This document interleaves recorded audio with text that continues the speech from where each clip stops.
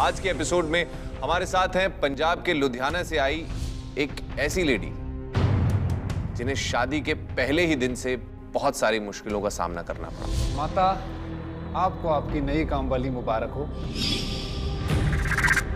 It's अत्याचार beyond cheating. कहाँ से तुम्हारे पल्ले पड़ गई? मैं तो कहती मर ही जाए तो अच्छा। पर उन्होंने कभी भी हार नहीं मानी। She chose to fight back.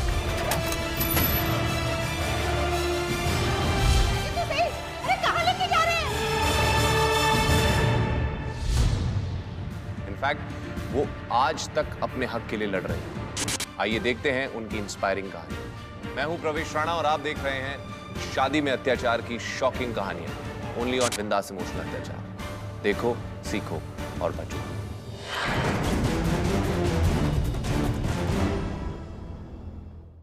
हमारी आज की कहानी काफी सेंसिटिव और इंस्पायरिंग है। इनकी और इनकी फैमिली की सेफ्टी को ध्यान में रखते हुए हम आज इनकी आइडेंटिटी रिवील नहीं करेंगे। इनकी कहानी में हमने कुछ नाम और लोकेशंस बदल दिए और कुछ एक्टर्स रिक्रिएट करेंगे इनकी कहानी। तो आइए उनसे मिलते हैं। Let's welcome.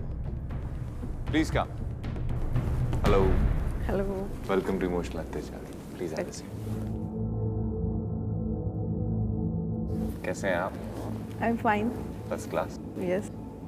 घर पे कौन कौन? घर पे मेरी mother in law, father in law, me, my daughter. Daughter. Yes. Profession क्या है आपका? क्या करते हैं आप? I am a teacher. तो कैसी रही लाइफ अभी तक? If I talk about before marriage तो इट वाज फुल फन।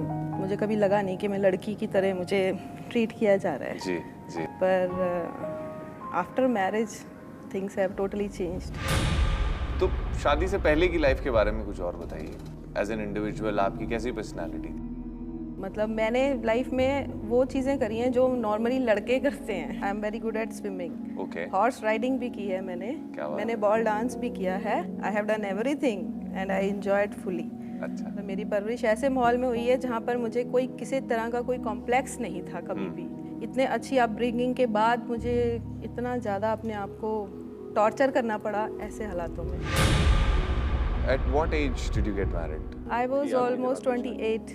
जहाँ से आप आती हैं वहाँ के हिसाब से तो थोड़ा लेट है। लेट का रीज़न बीइंग ये था कि I was means you can say qualified, highly qualified. I am MA BEd। जो भी आते थे ना उनमें जो मुझे चाहिए था वो नहीं था उनमें। तो I keep on means saying no no. आप इमोशनल अत्याचार में क्यों? जो कुछ मैंने फेस किया और जो आजकल एक ट्रेंड है, एक तो बड़ा क्रेज है लोगों में बाहर जाने का। बाहर मतलब कंट्री से बाहर? हाँ, फॉरेन कंट्रीज में जाने का है, बहुत क्रेज है। ये नॉर्थ इंडिया में आप कह लो कि लोग अपना सरनेम हटा के वहाँ पे लगा देते हैं। सपोज योर नेम इज प्रवेश राणा, तो हम राणा हटा देते हैं, हम कहते हैं प्रवेश कनेडियन। कनेडियन ऐसे होता है। मतलब इतना पागलपन है। बस इस वजह से मैं बताना चाहती हूँ कि मेरे साथ जो हुआ वो और किसी के साथ ना हो। जो मैं सफ़र कर रही हूँ, मैं 10 साल से I have been a victim of this NRI groom. 10 साल से। I want to set an example कि हमें अगर हमारे साथ कुछ ऐसा धोखा होता है तो उससे हमें लड़ना भी आना चाहिए, उससे भागना नहीं चाहिए हमें। Super. I love your spirit. Thank you. तो हम आपके हस्बैंड को किस नाम से बुलाएं? मनप्रीत। मनप्रीत।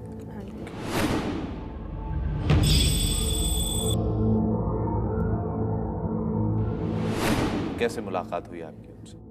जैसे मेरे पेरेंट्स ढूंढ रहे थे मेरे लिए लाइफ पार्टनर, तो they used to give ad every month in the newspapers. अच्छा। तो एक बारी जब उन्होंने दिया तो इन्होंने रिस्पॉन्ड किया, इनकी फैमिली ने, और हमको कॉल आई तो थिंग्स वेंट ऑन। उनको हमने बुलाया अपने घर में। तो सब लोग आए आपको देखने?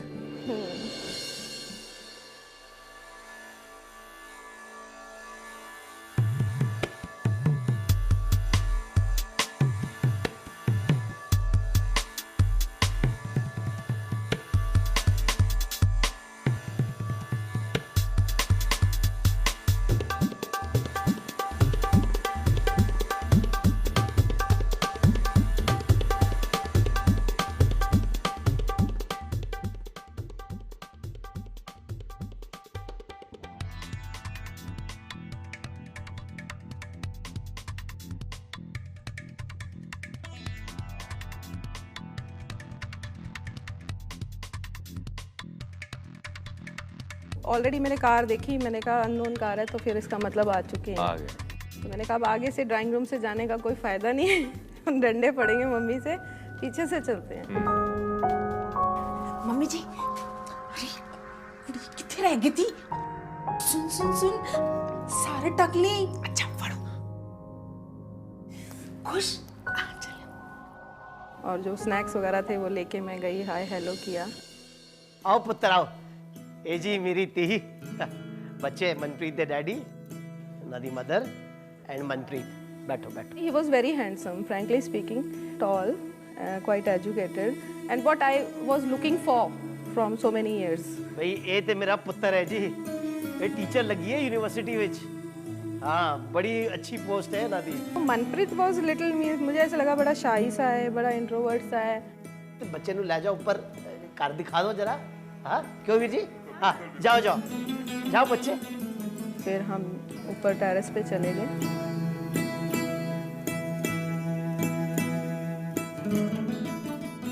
मैंने लाइफ में आज तक मुझे याद नहीं है कि मेरे बाल कभी शोल्डर कट से नीचे गए हों या मैंने कभी चोटी बनाई हो। And he was a turban boy. एक बात पूछूं आपसे, सिख फैमिलीज में ट्रेडिशन होता है कि girls should grow their hair very long, पर जैसे कि आप देख रहे हैं मेरे बाल तो इतने लंबे नहीं हैं, इससे आपको कुछ? नहीं, मुझे कोई प्रॉब्लम नहीं है। वैसे मुझे लंबे बाल पसंद है। How old was he at that time? I am just 1 month younger than him. लेकिन एक बात है जो मैं आपसे बताना चाहूंगा। जी? शादी के बाद माता यानी मेरी माँ को खुश रखना पड़ेगा। वो तो ऑब्वियस सी बात है, ये सीख तो हर लड़की को दी जाती है। मुझे गुस्सा बड़ा जल्दी आता है और जब मुझे गुस्सा आता है तो मैं बातचीत बंद कर देता हूँ उसके साथ। कोई बात नहीं, मुझे मनाना बहुत अच्छी तरह से आता है और वैसे भी मुझसे कोई ज्यादा देर तक गुस्सा नहीं रह सकता।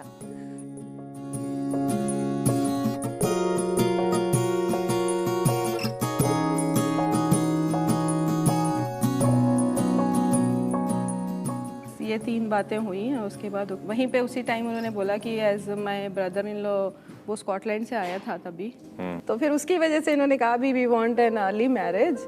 विद इन 1 वीक हमारी रिंग सेरेमनी हो गई और विद इन नेक्स्ट 15 डेज हमारी शादी हो गई। क्या बात है, फटाफट फटाफट जी। और मैंने सोचा भी इतना मुझे तो ड्रीम बॉय मिल गया है, अब I am going to be have a new life. मतलब मैंने सोचा भी मैं बहू बन के नहीं जाऊंगी, मैं बेटी बनकर दिखाऊंगी।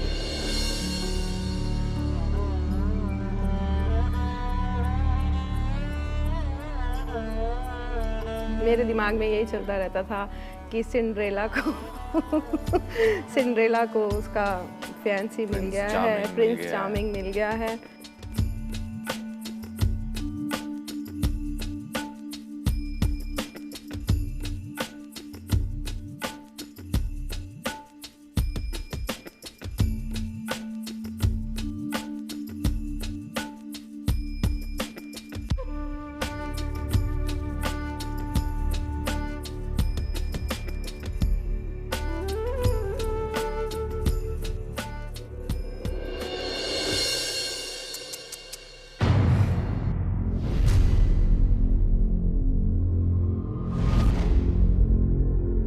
मुझे पता था कि मैंने राइट पैर से एंटर लेना है, पर बाय चांस मेरा लेफ्ट फीट जो है वो उठ गया। राइट पैर। मुझे तब थोड़ा सा अच्छा लगा कि हाँ ही इज अपनी रिलेशनशिप के लिए ही इज सीरियस। कह रहा है भी राइट पैर से कर, इससे मत कर।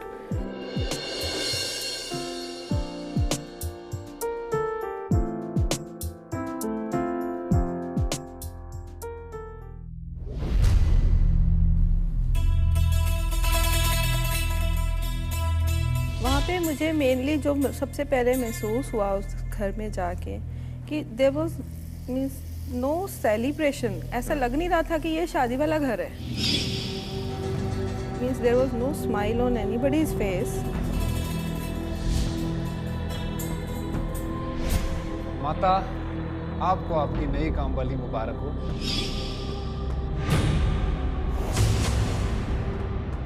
अब आप जाने और आपका काम जाने।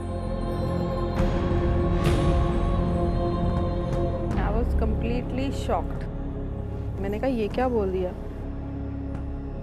और मैं देख रही थी ऊपर नीचे दाएं बाएं।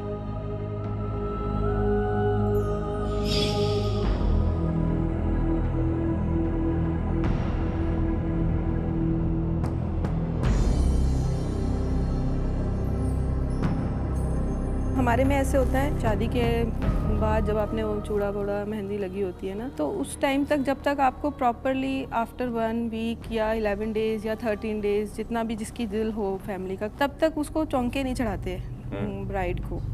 तो मेरे को नहीं चढ़ाया था, तो आई वॉज एक्सपेक्टिंग कि मुझे अभी कुछ नहीं करना है। जो मेरे हस्बैंड ने पहले दिन कहा था कि ये ले माता काम वाली, तो वो बिहेवियर वाकई वो ऐसा ही मेरे साथ ट्रीट करते थे।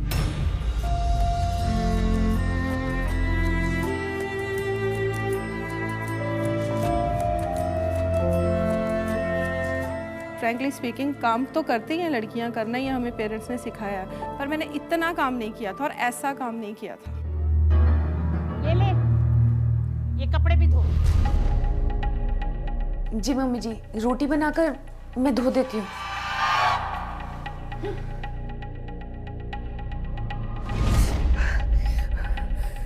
मैंने तो कभी अपने स्कूल जाने वक्त के शूज़ भी पॉलिश नहीं किए थे।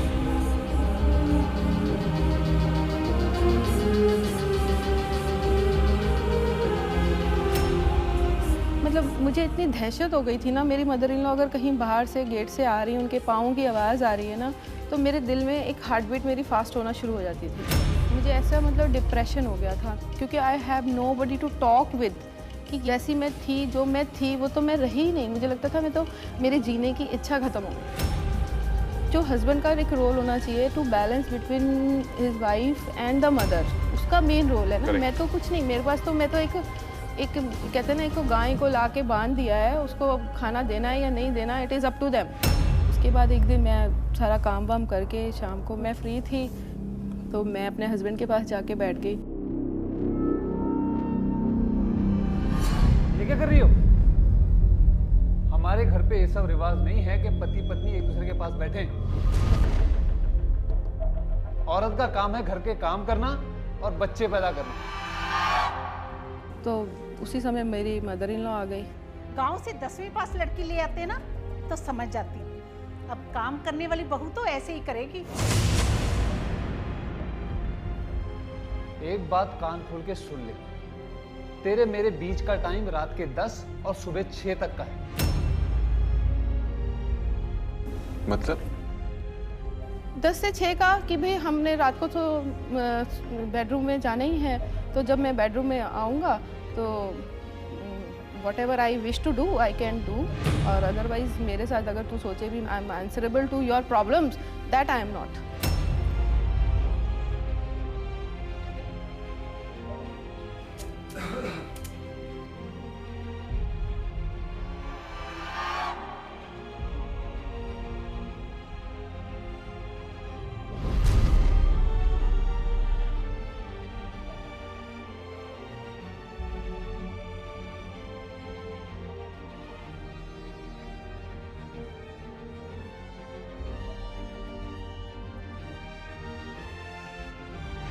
उसके बाद तो आई मीन एक महीना भी नहीं हुआ होगा, तो उसने कहा था कि I want an means early baby.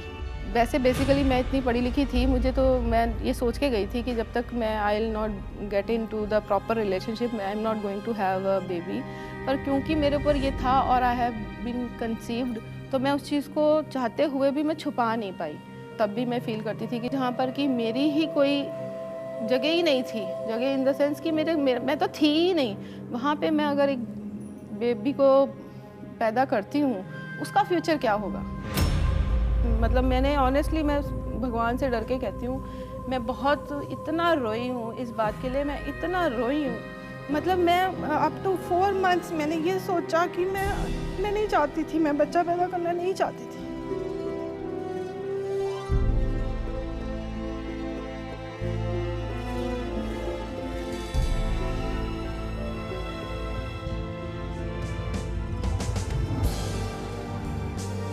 मुझे पता था कि मेरी लाइफ आगे इससे बुरी होने वाली है, पर मेरी मदर ने मतलब जो हमारी जो सोसाइटी है ना, वो भी जो पेरेंट्स हैं हमारे, उनकी भी ऐसी ब्रॉट अप। वो कहते हैं नहीं, थिंग्स विल चेंज समडे, पर ऐसा कुछ नहीं हुआ।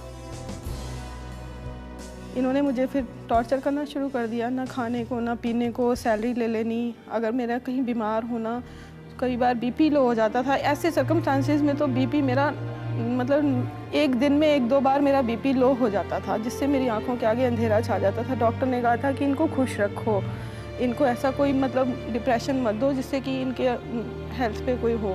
तो उसका जवाब मेरी मदर इन लॉ ने ये दिया था कि मैं नहीं इतने चौंचले देख सकती, तो ये ड्रामे जो करने हैं तो फिर अपने पेरेंट्स के घर चले जाओ। अनफॉर्चुनेटली मैं उनकी बहू तो क्या, मुझे तो उन्होंने एक इंसान भी नहीं समझा। मुझे एक बात बताइए कि जब इतना सारा टॉर्चर आप सह रही थी when you were pregnant और आप उस घर में थी, तो आपने स्टैंड कब लिया? एक बार की क्या बात है कि I was feeling very hungry that time, I was pregnant. तो मैंने फ्रिज से दूध निकाला, मैंने कहा और तो कुछ था नहीं खाने के लिए, मैं कहा मैं थोड़ा सा दूध ले लेती हूँ, मुझे ऐसे ना इनडाइजेशन सा लग रहा था। तो मेरी मदर इन लॉ आए, उन्होंने उठाया ग्लास और फेंक दिया। अब ना पानी सर से ऊपर चढ़ रहा है, तुझे ठीक करना पड़ेगा। अरे चोरी चोरी दूध पीती है, शर्म नहीं आती तुझे? अरे कहाँ से हमारे पल्ले पड़ गई? मैं तो कहती मर ही जाए तो अच्छा है। मेरी किस्मत फूटी थी जो मुझे ऐसी बहू मिली।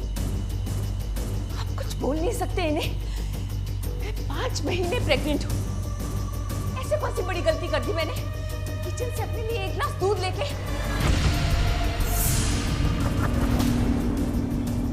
और तेरी हिम्मत कैसे हुई? तू मेरे बेटे से कह रही है ये अपनी माँ से लड़ाई करे? तुझे अब तक ये समझ में नहीं आया कि हमारे घर में कैसे रहना चाहिए और कैसे नहीं? माता, मुझे लगता है इसे अभी लुधियाने छोड़ के आना पड़ेगा। ऐसे करते हैं, इसको छोड़ाते हैं, इसकी छोटी बहन को यहाँ ले आते हैं, वो इससे ज्यादा खूबसूरत भी है। वही ठीक रहेगा, तभी इसे अकल ठिकाने आएगी।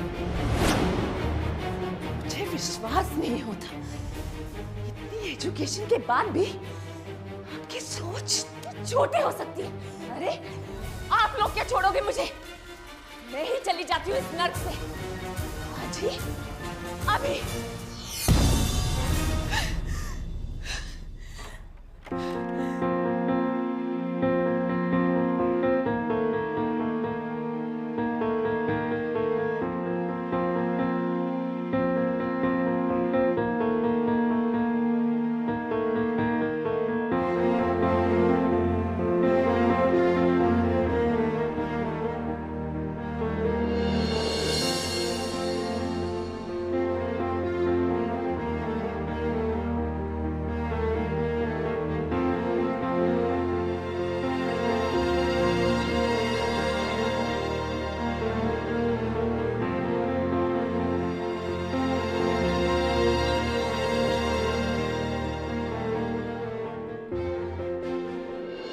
जब आप वापस घर पहुंचे तो आपके मॉम डैड ने क्या कहा? उन्होंने सपोर्ट किया? मेरे पेरेंट्स ने मुझे हमेशा कहा कोई बात नहीं, मैं ना अच्छा कुछ भी होगा तो हम तो है ही ना, तू चलती चल, रास्ते में जो भी प्रॉब्लम्स आएंगे हम उसको सॉर्ट आउट करेंगे, पर this is not the right time. जितने भी पेरेंट्स ये शो देख रहे हैं, मैं आज उनसे कुछ कहना चाहूंगा। अपनी बेटी को एक बोझ समझना बहुत ही छोटी सोच है। ये आपकी जिम्मेदारी है कि आप अपनी बेटी की प्रॉब्लम्स और इश्यूज को समझें और सोसाइटी या अपने रिश्तेदारों की परवाह किए बिना उसका सपोर्ट करें किसी भी सिचुएशन। आपकी बेटी पैदा नहीं हुई तब तक आप अपने पेरेंट्स के घर पे ही थी? तब तक मैं मतलब 4-5 मंथ्स बिफोर माय डिलीवरी में वहीं पर रही। इस बीच आपके हस्बैंड का कोई फोन, फैमिली कुछ नहीं, कुछ भी नहीं। उन्होंने कभी हाल तक नहीं पूछा कि वो यहाँ से इतनी रोटी, जीरो कनेक्शन। और जो कनेक्शन जुड़ा वो जिस दिन the day my daughter was born, उस दिन हमारी तरफ से उनको फोन गया भी the baby girl has been delivered.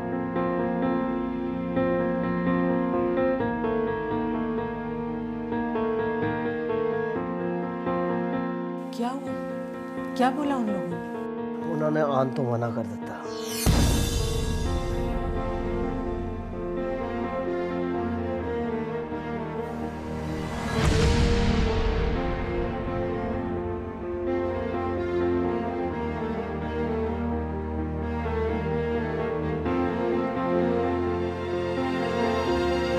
बाकी तो सब छोड़ो, एटलीस्ट जो फादर है उसको तो ये होता ही है ना क्यूरोसिटी भी, हाँ मैं अपने बच्चे को देखूं कैसा है, कितना किसके जैसा दिखता है, क्या है, पर वो भी नहीं आया।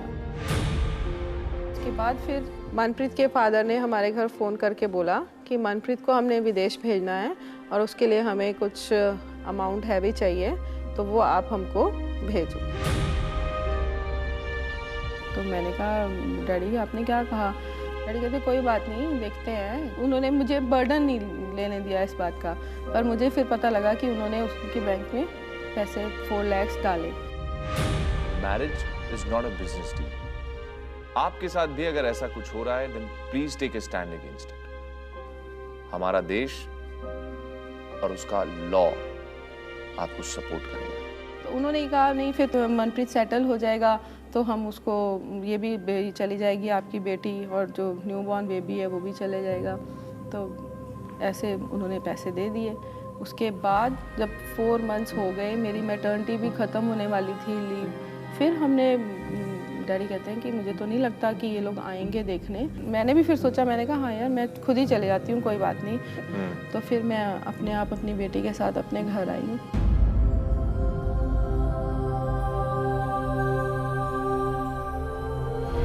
घर आने के बाद मुझे ये था कि चलो मेरे साथ जो भी मर्जी करें, पर बच्चे को देख के तो वो थोड़ा सा रिलैक्स्ड होंगे। Correct. या उनको देख के कुछ खुशी, प्यार आएगा कि वो उनका खून है।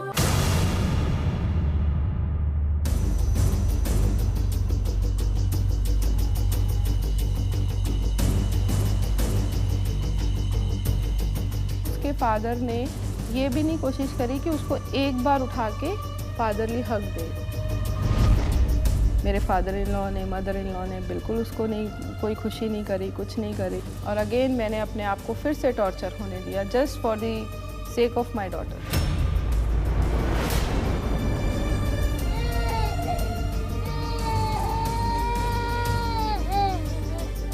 अभी खाना तो हो गया, चल अब तो पकौड़े बना दे। मम्मी जी, छोटी रोई जा रही है, उसको भूख लगी होगी। और कोई बात नहीं, कुड़ियाँ अपने आप ही रोते रोते बड़ी हो जाती हैं। तो पकौड़े बना, वो हो जाएगी चुप अपने आप। She used to cry bitterly day and night, और मुझे ये हुक्म नहीं होता था कि मैं जाके अपने बच्चे को चुप करा लूँ या उसको मैं थोड़ी देर उठा लूँ या मैं उसको कुछ खिला दूँ। मैं सहन करती रही, यहाँ तक कि मुझे, मेरी बेटी जब रो रही थी एक दिन, तो घर में दूध नहीं था और मेरी ये हिम्मत नहीं थी या ना मेरे पास पैसा था कि मैं उसके लिए जाके दूध ले आऊँ। और उस बच्चे को तो नहीं पता कि मेरी मदर इतनी हेल्पलेस है। और आफ्टर ऑल मुझे एक पानी गर्म करके उसमें मैंने चीनी मिलाई और उसको मिला के और मैंने उसको बॉटल में डाल के अपनी बेटी को दे दिया। मेरे माइंड से ये बात कभी नहीं जाती है और ना ही कभी मेरे ख्याल से जाएगी कि मैंने अपनी बेटी को पानी में शक्कर मिला के वो पिला के मैंने पाला। उन्होंने मतलब मेरे हालात ऐसे बना दिए कि मैं जॉब छोड़ूं ही छोड़ूं। ना वो बेटी रखने को तैयार थे, ना बेटी को संभालने के लिए कोई मेड रखने को तैयार थे। तो मैंने फिर अल्टीमेटली ये डिसाइड किया कि मैं इसको अपने आप कैरी करूँगी।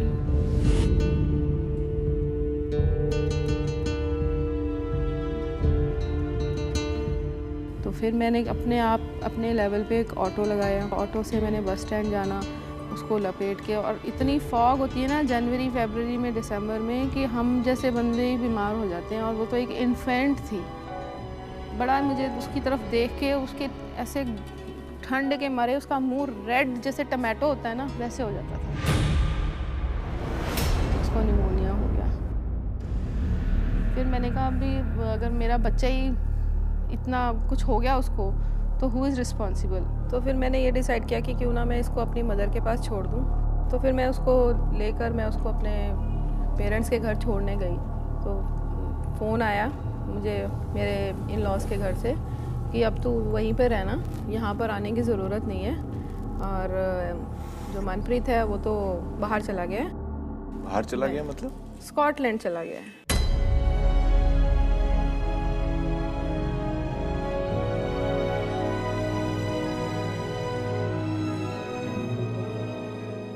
और मैं तो means I was totally stunned. मेरे मतलब मुझे पता नहीं लग रहा था कि ये मैं सच में सुन रही हूँ। मतलब वो किसी को आपकी फैमिली से इन्फॉर्म किए बिना स्कॉटलैंड चला गया? बिना चला गया।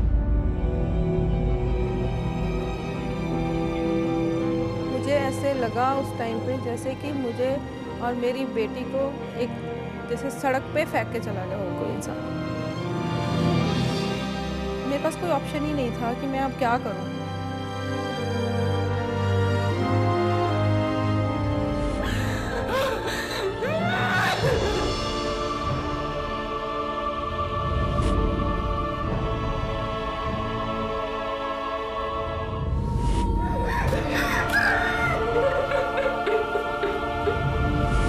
ऐसी हालत में मेरी खुद की इतनी डिप्रेशन हो गया था।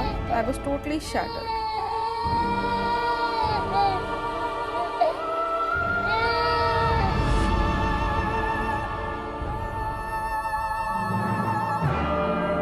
जब मैं अपनी बेटी की तरफ देखती थी तो मुझे ऐसे लगता था कि यार how could somebody could do like this. अपने लिए तो मैं ना भी लड़ूं तो चलेगा, पर इसके लिए तो कौन लड़ेगा? मैं नहीं लड़ूंगी तो और कोई नहीं आएगा आगे इसके लिए लड़ने के लिए। गाइस, सुसाइड एक बहुत ही सेल्फिश थॉट है। प्रॉब्लम्स हर किसी की लाइफ में आते हैं, लेकिन चीजों से भागना या अपने आप को नुकसान पहुंचाने की कोशिश करना किसी भी चीज का सलूशन नहीं है। सिचुएशन कितनी भी खराब क्यों ना हो, there is always a way out. तो फिर मेरे माइंड में एक दिन आया कि no, I am not going to take it any more, I have to do something.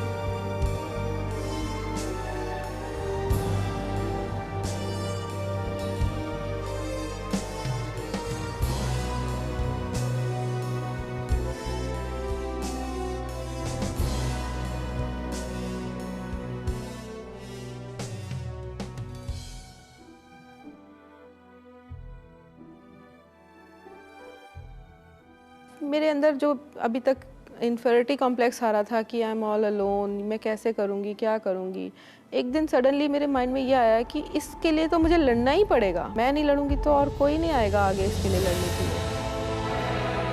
और उस दिन वो बेटी ही मेरी स्ट्रेंथ बन गई और मैंने उसके लिए अपने सिर पर ये जिम्मेदारी ली कि इसके हक के लिए मैं लड़ूंगी और मैं वापस उसी घर में जाकर अपनी जगह और अपनी राइटफुल प्लेस अपनी बेटी की बना कर दिखाऊंगी।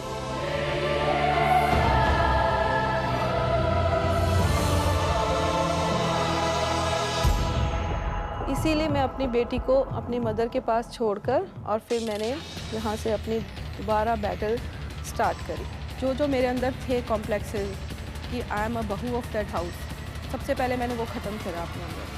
मैंने कहा I am going back as a mother. मैं कहा अब मैं बताऊँगी कि मैं वापस आई हूँ।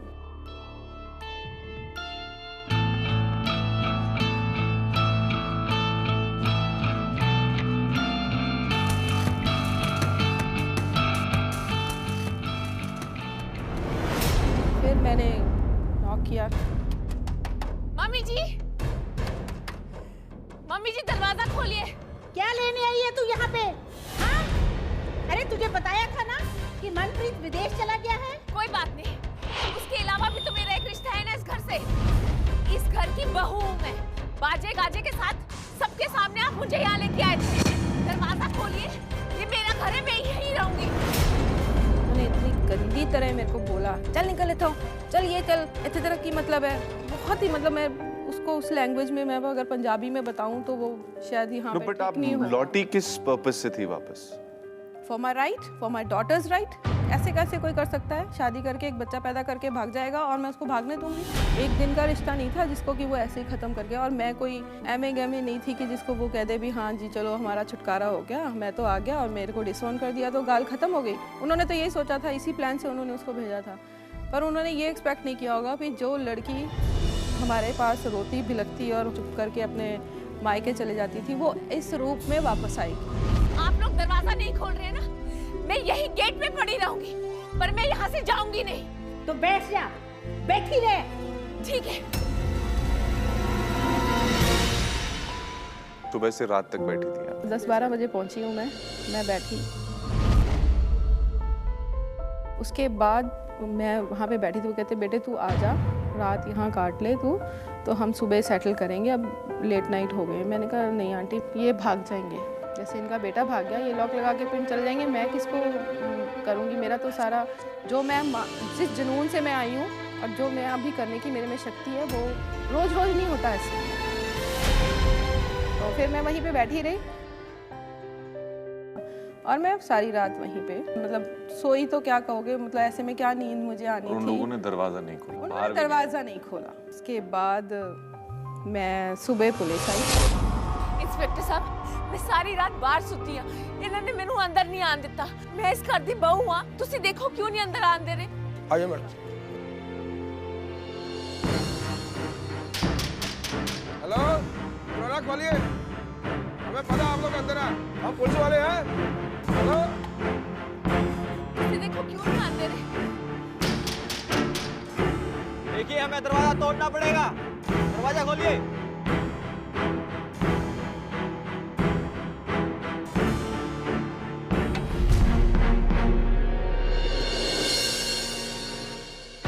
फिर जब मैं अपने घर में जब दोबारा पहुंची हूँ, फिर मैंने कहा इस बार मेरे लिए जितनी ट्रबल्स पहले थी उससे बहुत डबल होने वाले। But I was all prepared और मैंने ये सोच लिया था कि अब मैं पीछे किसी भी हालत में नहीं आऊँगी। और अब मैंने पहले तो उन्होंने मुझसे ज़बरदस्ती, मतलब डेलिब्रेटली राइट पैर करवाया था जो मैं भूल गई थी। राइट पैर।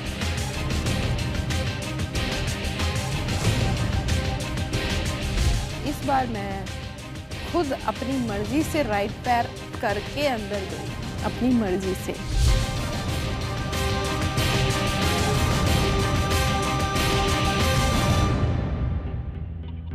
जब आप दोबारा घर में एंटर हुए तो आपकी मदर इन लॉ का क्या रिएक्शन था? मदर इन लॉ तो वो स्टन्ड, उससे ये बर्दाश्त नहीं हो रहा था कि ये कैसे हो गया, मीन्स अगेंस्ट हर विशेस। उनको तो ये था कि हमने तो झाड़ झूड़ के मार मुड़ के भगा दिया, ख़त्म हो गया काम, अब क्या है, ये इनके पास कोई ऑप्शन नहीं है, बेटा यहाँ है नहीं है, तो वो चली गई तो गई। उसके बाद क्या होगा, अपने आप ये आएंगे, कहेंगे जी हाँ बेटा तो है नहीं, हमको वन साइडेड वो डिवोर्स वगैरह का करेंगे और काम ख़त्म। वो तो अपना पल्ला झाड़ चुके थे, हमने डिसोन कर दिया, यहाँ वो रह नहीं सकती। पर मैंने कहा तुम यहाँ नहीं रहने देना चाहते, मैं तुमको रहकर दिखाऊंगी। तो देन उन्होंने मुझे कहते हैं जी आप ये रूम हम देते हैं, मतलब पूरा घर एक तरफ है, वो रूम साइड पे है। एंड यू वोंट बिलीव कि वो रूम क्या था।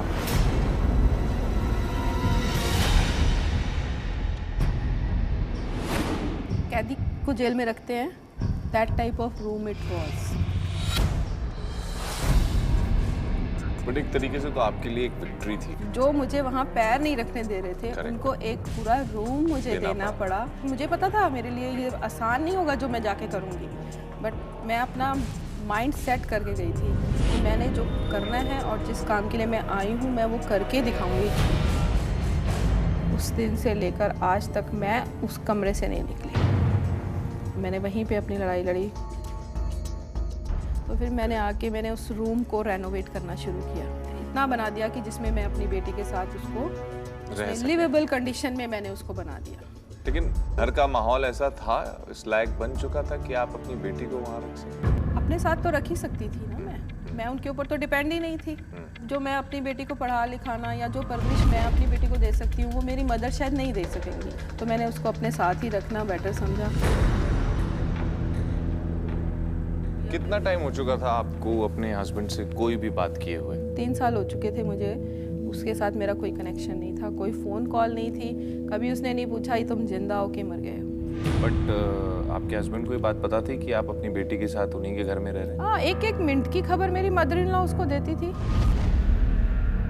पर जब वो मतलब 5 साल की थी, जो मुझे बड़ा पिंच करता था वो ये था कि वो उसको तब फादर चाहिए था।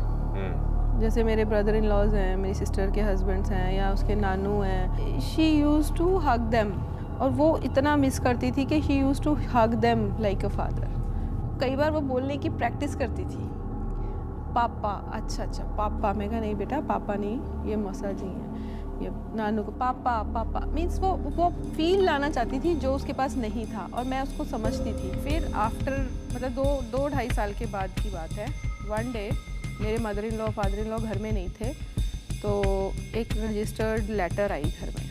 जो लेटर था उसके ऊपर जो एड्रेस था वो मेरे हस्बैंड के नाम की लेटर थी। मैंने खोला उसको तो it was a interview letter और उसमें लिखा था congratulations Manpreet, your case has been selected for permanent PR to Canada.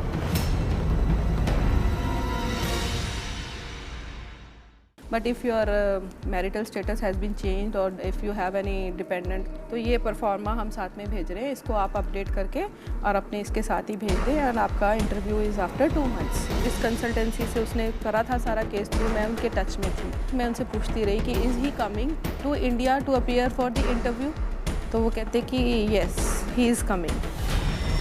1 week before जब मैं फॉर श्योर हो गई कि he is coming to India, फिर मैंने कैनेडियन एम्बेसी को सारे उसके डॉक्यूमेंट, बिकॉज उसमें तो वो अनमैरिड था ना, करेक्ट, तो मैंने कहा भी अब तो ये तो मैं पागल होंगी अगर मैं अपने हाथ से फिर एक बार उसको जाने दूंगी।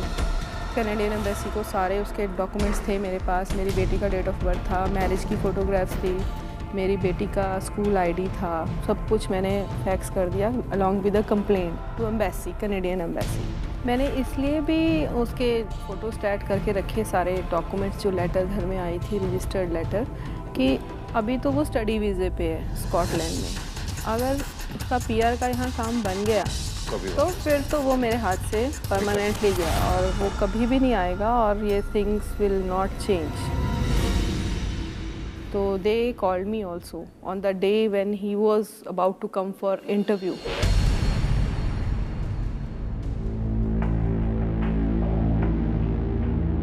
तो जब वो दे रहा था ना, तो मेरे को उन्होंने एम्बेसी वालों ने साइड में मुझे I can see him giving interview. वो आपको नहीं देख सकता? वो नहीं देख सकता था, मैं देख सकती थी उसको। कितने सालों बाद देखा आपने उसे? मैंने उसको ऑलमोस्ट 5 इयर्स के बाद देखा। So, gentlemen, are you married by now?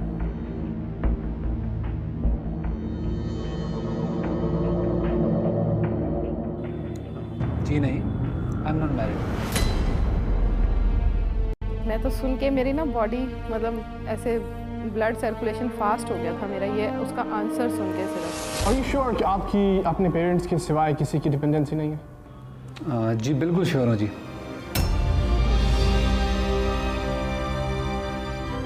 तो कहते okay gentleman, just give it in writing, जो आप कह रहे हैं वो दे दो। उसी समय शुरू हो गया, कागज़ लेके उन्होंने कागज़ दिया, वो लिखना शुरू हो गया, just I am unmarried, I have dependent as my father, and क्योंकि डिपेंडेंट्स को you can take along.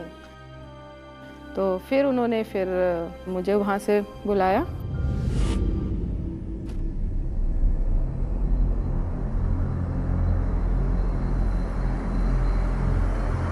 Mr. Singh, would you please identify the lady behind you?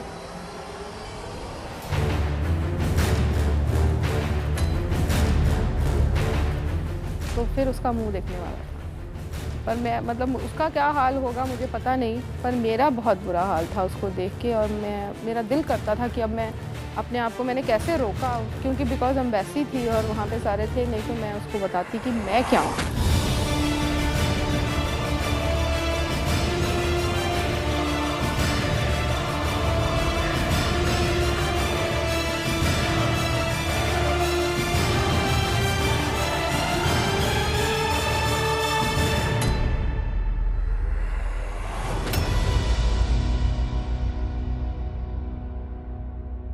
और वहाँ से वो भागा और फर्दर उन्होंने एम्बेसी ने उसके ऊपर बैन लगा रखा है कि he can not even apply for getting PR to Canada, और वहाँ से वो वापस चला गया। और जब मैं घर वापस पहुँची अपने इन लॉज के घर में, तो आते ही मेरी मदर इन लॉ ने तांडव नाचना शुरू कर दिया। क्या सोच के तूने मनप्रीत के खिलाफ कदम उठाया? हाँ? मेरी बेटी और मेरे फ्यूचर के बारे में सोच के। तेरा फ्यूचर तो तभी बनेगा ना जब मनप्रीत कनाडा में सेटल होगा। सेटल होने के लिए अकेले क्यों जाना है उन्हें? अपने आप को अनमैरिड क्यों बताना है? मैं कोई लुल्ली लंगड़ी हूँ जो मेरे साथ सेटल नहीं हो सकते? देख, तू मेरी बात ध्यान से सुन। तुझे ना कनाडा एम्बेसी से कुछ कागज आएंगे, तो उन पे लिख दियो कि तेरे और मनप्रीत के बीच में मिसअंडरस्टैंडिंग थी, जिसकी वजह से उसे सच छुपाना पड़ा। अब तेरे और मनप्रीत के बीच में सब कुछ ठीक है, ऐसा लिख दियो। उनको कहा होगा ना एम्बेसी वालों ने कि हम will talk to the lady wife, उन्होंने कहा था अगर वो कहती हैं कि हाँ थिंग्स आर ओके तो फिर हम आपका सोचेंगे, will give a second look over this case, otherwise it is finished. और दरखास्त भी करियो कि मनप्रीत पे लगा हुआ बैन हटा दे। और मैं ऐसा क्यों करूंगी? क्योंकि मैं तुझे कह रही हूँ इसलिए। और मैं आपसे बोल रही हूँ कि अगर उन्होंने मुझसे वापस पूछा तो मैं वही जवाब दूंगी कि मनप्रीत शादीशुदा है और एक बच्ची का बाप भी।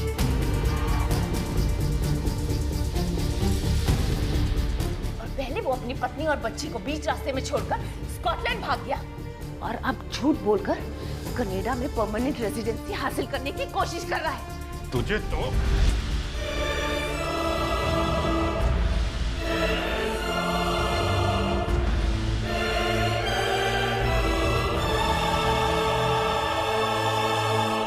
मुझे तो क्या, बहू है इस घर की और उससे भी पहले एक औरत हूं। इज्जत से पेश आइए। चल निकल गया।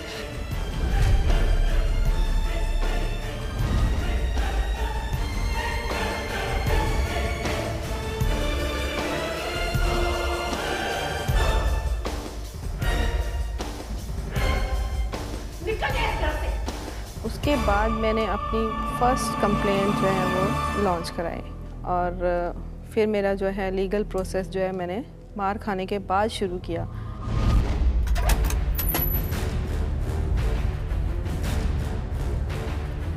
इंस्पेक्टर साहब एक ही कर रहे हो? सुनिए तो, अरे ऐसे कैसे, अरे कहाँ लेके जा रहे हैं? अरे क्यों लेके तो सही, अरे कहाँ लेके जा रहे हैं? ऐसे कैसे हो सकता है? अरे क्यों लेके जा रहे हैं?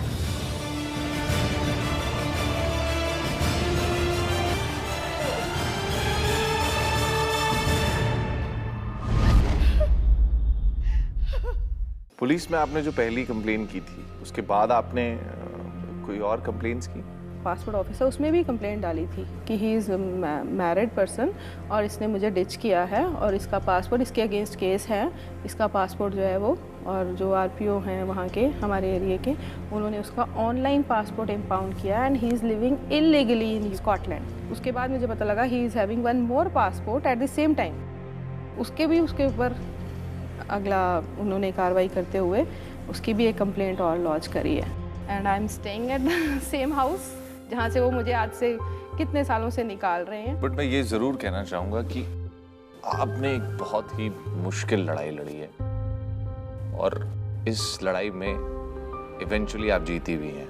हाँ, और आगे भी जीतेंगी। एक लड़की जब वो माँ बन जाती है तो, और जब उसके साथ इनजस्टिस होता है तो वो चंडी माई भी बन सकती है, वो झांसी की रानी भी बन सकती है। और आपने सही तरीकों से किया। हाँ, लीगली किया मैंने, कुछ भी गलत नहीं किया। और आपने हिम्मत रखी, आपने अपना अधिकार, अपना हक लिया and I think we salute that sort of courage that you have. Thank you.